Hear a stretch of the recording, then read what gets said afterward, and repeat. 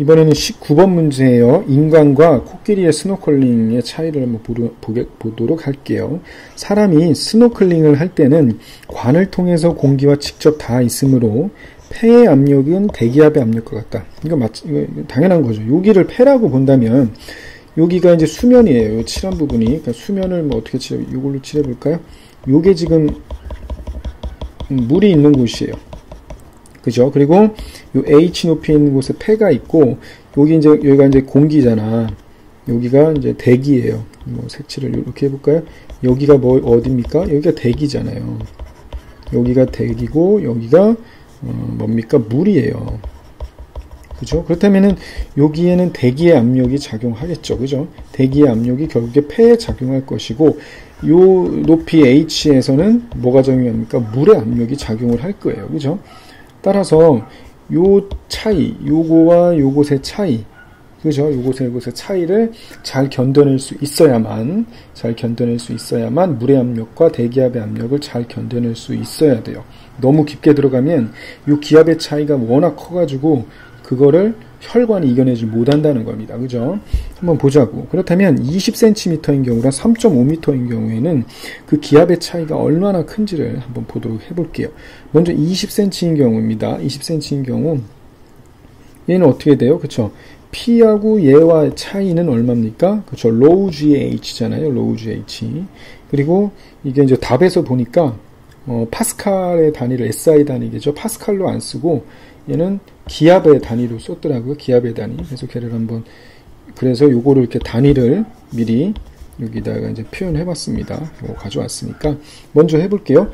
1기압은 101.325kPa이라는 거야. 따라서 1kPa는 요걸로 나눠주면 되겠죠. 그래서 요거를 이용할 거예요. 먼저 깊이가 20cm인 수심에서 스노클링을 한다고 보면은 그때 기압차, 즉 폐에서의 기압과 어디에서의 기압입니까? 물에서의 그 기압차, H 깊이에서의 기압 차이는 어떻게 돼요? 그쵸. 물의 밀도가 10의 세제곱이잖아. 10의 세제곱 곱하기 9.8 곱하기 20 곱하기 10의-2 해야겠죠. 그럼 얘 계산하면 1.96kPa이야. 그런데 1kPa이 요거만큼의 기압이니까 1.96을 여기다 곱해주면 그 기압의 단위로 바꿀 것이고, 따라서 0.02 기압이 된다라는 거예요. 그 기압 차는. 근데 깊이가 3.5m인 경우에는 어떻게 된다는 거야? 꽤 깊이 들어가게 되면 그 기압차가 꽤 크게 난다는 겁니다. 그 기압차는 똑같아요. 10의 세제곱 곱하기 9.8 곱하기 3.5 하면 몇 배라는 거예요? 거의 17배 가까이 차이가, 17배가 더 넘게 차이가 난다는 거야. 그지? 그래서 걔를 기압으로 보게 되면 0.34 기압이 된다는 겁니다. 그러니까 엄청나게 큰 차이를 두는 거죠. 그쵸? 17배 정도의 차이가 된다는 거예요. 그렇기 때문에 이 사람은 굉장히 위험한데, 이 문제를 읽어보면 후자인 경우에는 큰 압력차로 폐의 혈관이 파열될 수 있다라는 거예요. 폐의 혈관이 파열될 수가 있어서 폐 속으로 혈액이 흐를 위험이 있다라는 거예요. 그러니까 혈관이 이 압력차를 이겨낼 수가 없다라는 거예요. 왜? 우리의 혈관은 뭡니까? 그저 대기압에서 잘 유지될 수 있도록 그렇게 진화해 왔잖아. 그지? 그런데 물 속에서 가서 이 기압차를 이겨낼 수가 없다라는 거예요. 그지? 그러나 코끼리는 폐가 수면 아래 3.5m 깊이에 있어도, 요 폐가 3.5 깊이에 있어도 안전하게 요 스노클링을 즐길 수 있다. 즉 여기서 숨을 쉴 수 있다는 거야. 폐 위에 세포막에 혈관을 보호하는 연결 조직이 있어서 이런 압력차를 견딜 수 있는 그러한 어떤 능력이 존재한다는 거죠. 그러니까 이것도 결국에는 뭐예요? 물 속에서도 숨을 쉴 수 있도록, 즉 스노클링 할 수 있도록 잘 진화해 왔다. 이렇게 보면 될 수가 있죠. 여기까지 이해됐죠? 예, 이상으로 풀이 마치도록 하겠습니다. 예, 지금부터 20번 문제를 풀어볼게요. 먼저 좀 문제를 보겠습니다. 몸무게가 각각 356톤인 세 아이가 이제 타려고 그래요. 그러니까 한 명당 몸무게가 356N이라는 거죠. 그러니까 몸무게가 요거라는 거는 중력이 한 아이를 잡아당기는 힘의 크기가 356N이라는 거예요. 그리고 통나무의 하나의 지름이 0.30이니까 반지름은 0.15일 거고요. 길이가 2m인 통나무가 있어요. 그럼 통나무의 부피를 구할 수가 있겠네요. 통나무의 밀도가 800kg/m의 세제곱이라면 통나무 하나당 질량도 우리가 구할 수가 있을 거예요. 그죠? 이 세 아이를 태우고 물 위에 뜨려면 최소한 통나무가 몇 개 필요하냐, 그걸 한번 문제 풀어볼게요. 그럼 먼저 조건에서 첫 번째 조건이 뭐냐면 통나무의 부피입니다. 부피를 구하면 이게 이제 밑면의 넓이 곱하기 높이가 2m니까 길이가 2m 맞죠? 2m라고 했으니까 파이 r의 제곱 곱하기 높이 해주면 통나무 하나의 부피는 0.14 세제곱미터라는 거예요. 그리고 통나무 밀도는 주어졌고요. 따라서 통나무 질량은 두 개를 곱한 거니까 113.1kg이에요. 그러니까 통나무 하나당. 그렇다면 통나무의 무게를 구할 수 있죠. 그걸 FG라고 보겠습니다. 통나무의 무게라는 거는 지구가 통나무를 아래 방향으로 잡아당기는 힘은 이 질량에다가 9.8을 곱해줘요. 그러면은 통나무 하나의 질량은 뭐가 나온다는 거예요? 통나무 하나의 무게는 1108.35N이 된다는 겁니다.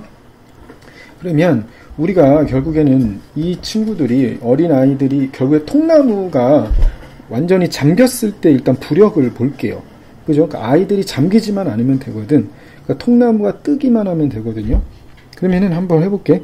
통나무가 어떤 조건, 물에 딱 잠겼을 때의 그때의 부력을 보면 어떻게 구하면 돼요? 그때의 부력 FB는 로우 W, 즉 물의 질량의 통나무의 부피를 곱하고, 그죠? 그것의 질량을 이렇게 곱하면 되겠죠. 이게 이제 부력이란 말이야. 즉 통나무가 물에 잠겼을 때의 부력을 구하면 뭐가 나온다는 거예요? 1385.44N이라는 거야. 이 말은 뭔 말이에요? 그쵸? 통나무의 무게가 요만큼이고 통나무가 완전히 잠겼을 때 작용하는 부력이 더 크단 말이야. 이 말은 뭔 말이야? 통나무 하나가 뜨는 데 있어서 굳이 다 잠기지는 않는다는 거예요. 통나무가 다. 그러니까 얘가 완전히 다 잠기는 그 순간까지 잘 버티기만 하면 된다는 거예요. 그럼 봅시다. 그러면 한 아이의 무게가 356이라고 했으니까 3명의 아이를 태운다고 했을 때 그때의 무게를 M이라고 볼게요. 무게를 M이라고 본다면 이것을 3 곱하면 되니까 뭡니까? 1068N 이렇게 된다는 거야. 그러면 이제 마무리를 짓겠습니다. 그러면 한번 봅시다. 통나무를 X개를 설치해서 만들었다고 볼게요. 그리고 그 위에 M, 여기서 M은 질량이 아니라 그 3명의 아이의 무게를 이렇게 올려놨다고 볼게. 그렇다면 요 전체죠. 요 통나무 X개로 만든 배와 이 3명의 아이를 태우게 되면 그때의 무게는 3명의 아이의 무게에다가 통나무 하나의 무게 곱하기 X개일 거예요. 근데 이때 작용하는 위쪽의 부력, 즉 뜨기만 하면 되잖아. 그쵸? 즉 통나무가 다 완전히 잠겼을 때, 통나무가 딱 잠겼을 때 그 부력으로부터 뜰 수만 있다면, 그쵸? 하나가 잠겼을 때 위쪽 방향으로 작용하는 그 부력의 X개일 거예요. 그렇다면 이것이 물 위에 뜨기만 하면 되니까 요 부력, 즉 XFB가 요 R자 부력의 크기가 얘보다 크거나 같기만 하다면 어떻게 된다는 거야? 요 세 아이를 태우고 물 위에 뜰 수 있겠죠. 요 뗏목이. 요까지 이해가 됐죠? 예, 그렇다면 요거를 구해주면 되는 거야. 요 부력은 통나무 X개에 의한 부력의 크기가 요 무게의 크기, 총 무게의 크기죠. 통나무 X개의 무게와 그 아이들의 무게, 3명의 아이의 무게보다 크거나 같으면 되니까 우리가 구하고자 하는 X는 그쵸? FB-FG분의 M이 되니까 요 계산에서 풀면 3.85보다 크거나 같으면 된다는 거야. 이 말은 즉 통나무가 몇 개 이상이면 된다는 거예요. 그렇죠. 4개 이상이면은 뭐 할 수 있다? 물 위에 요 뗏목으로 띄울 수 있다. 이러한 조건이 되겠죠. 여기까지 됐죠. 예, 고생했습니다. 이상으로 풀이 마칠게요.